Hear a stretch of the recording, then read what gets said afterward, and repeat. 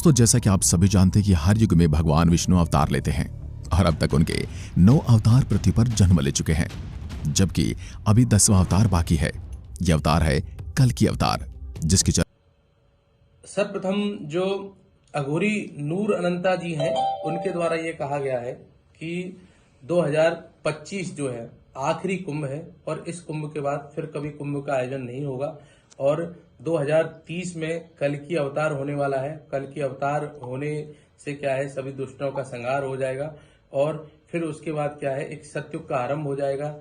ऐसी जो चीजें उनके द्वारा कही गई हैं, तो मैं इनका थोड़ा सा खंडन करने के लिए यहाँ उपस्थित हुआ हूँ। परंतु अघोरी संत द्वारा यह कहा गया है कि 2030 जो है वो कहीं ना कहीं कल्कि अवतार के लिए है और इसमें कल्कि अवतार होने वाला है और उसके बाद जो ये अभी कभी महाकुंभ का आयोजन नहीं होगा। तो मैं आपको बता दूं कि अभी जो 12 वर्ष बाद महाकुंभ का आयोजन होता है तो 2037 में फिर आयोजन होगा। जब तक सनातन है, जब तक अनवरत ये मेले और आयोजन चलते रहेंगे, सनातन की धुरी को और मजबूत करते रहेंगे। उनका दावा है कि कलयुग समाप्त हो जाएगा। तो मैं उनका खंडन करते हुए बताना चाहता हूं कि श्रीमद् भागवत में बताया गया है कि जो कलयुग की अवधि है वो 4,32,000 वर्ष आकलन की गई है, जिसमें से प्रत्येक उसके अगर 4 भाग किए जाएं तो 1,00,000 अगर 8,000 जो अगर मैं वर्ष की बात करूं तो प्रथम चरण जो है कलयुग का वो 1,08,000 वर्ष का है। इसमें अगर मैं अभी हम जो श्रीमद् भागवत की अगर मैं बात करूं तो कलयुग के केवल अभी 5,127 वर्ष पूर्ण हुए हैं और 5,127 वर्ष पूर्ण हुए हैं तो अभी 4,26,873 वर्ष जो है वो बाकी हैं। तो जो कल्कि अवतार है, भगवान कल्कि का जो अवतरण होना है वो कहीं ना कहीं कलयुग का जो अंतिम चरण होगा। मैंने आपको बताया कि जो 4,32,000 वर्ष जो है वो कहीं ना कहीं कल्कि अवतार का जो कलयुग की अवधि है वो कहीं ना कहीं 4,32,000 वर्ष की है और इसमें से अभी 5,000 वर्ष ही व्यतीत हुए हैं। तो अभी ये प्रथम चरण भी अभी समाप्त नहीं हुआ है और प्रथम चरण समाप्त नहीं हुआ है और हमारा कहना यह है कि जो श्रीमद् भगवत पुराण का कहना यह है कि जो अवतार होगा वो कल्कि अवतार होगा, वो कहीं ना कहीं कलयुग के अंतिम चरण में होगा।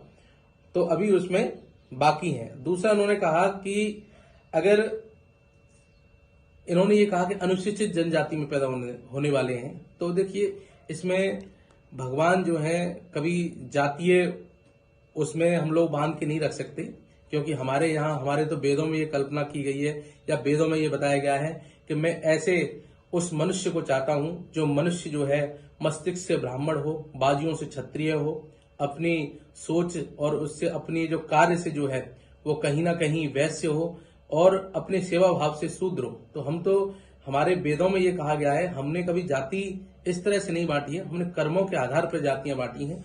अच्छी बात है अगर भगवान कहीं ना कहीं अगर उससे होते हैं, परंतु ऐसा आधार अगर भगवान के अगर आप कह रहे हैं कि शेड्यूल कास्ट में पैदा होंगे तो ये अच्छी बात है। भगवान हमारे तो ये कण कण में भगवान विद्वान है, तो इसका तो कोई आधार ही नहीं है। परंतु मुझे लगता है ये जातीय महत्व की बात नहीं है। जातियां तो कर्म के आधार पर बनाएगी, हम लोग सब सनातनी हैं और मैं ये दावे के साथ कह सकता हूं कि भगवान कल्कि जो अवतार लेंगे वो सनातनी के यहाँ लेंगे और कट्टर सनातनी जो है उसके यहाँ कल्कि अवतार होगा। परंतु ये जातीय इस तरह से जाति में गणना करना एक संत के लिए शोभा नहीं देता, क्योंकि हम जातीय बस केवल कर्म के आधार पे हैं। बाकी हम सब जो है सोच से ऊंचे होनी चाहिए, कर्मों से ऊंचे होनी चाहिए, जाति का कोई बंधन नहीं है।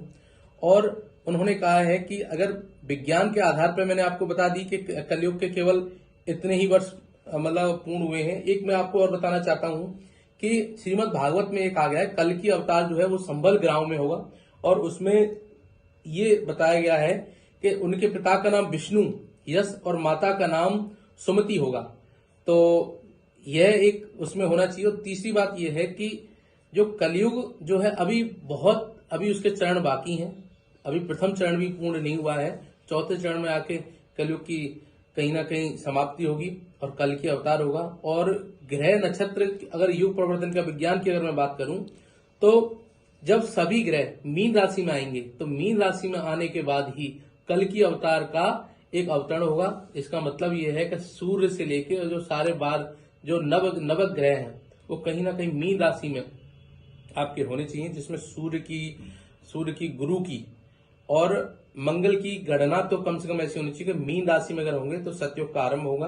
तो अघोरी नूर अनंता जी के द्वारा महाकुंभ आखिरी नहीं है, यह अनवरत चलता रहेगा और जब तक सनातन है, जब तक इसके मेले, इसके आयोजन, महाकुंभ जब तक जीवित रहेगा।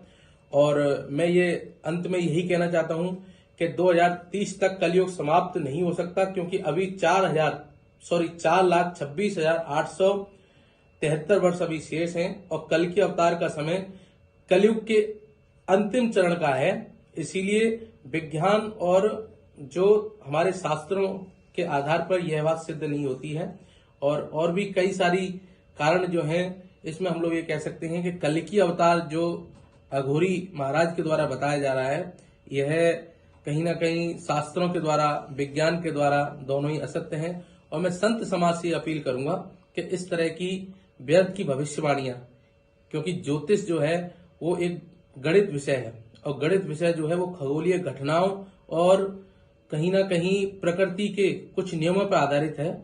जब खगोलीय घटनाओं में कुछ परिवर्तन होगा, कुछ ज्योतिषीय परिवर्तन होंगे, तो ही कल की अवतार होंगे। और उस पर व्यर्थ की ऐसे भविष्यवाणियां करना, कहीं ना कहीं जो हमारे युवा हैं, जो अभी प्रेरित हो रहे हैं हमारी संस्कृति से, हमारे विचारों से, संत समाज से जो प्रेरित होकर अपने दिशा को एक नया आयाम दे रहे हैं, कहीं ना कहीं युवा भटक सकते हैं। इसीलिए व्यर्थ के ऐसे जो व्याख्यान हैं या ऐसी घोषणाएं ना करें। मैं सभी सनातनियों को जय श्री राम बोलता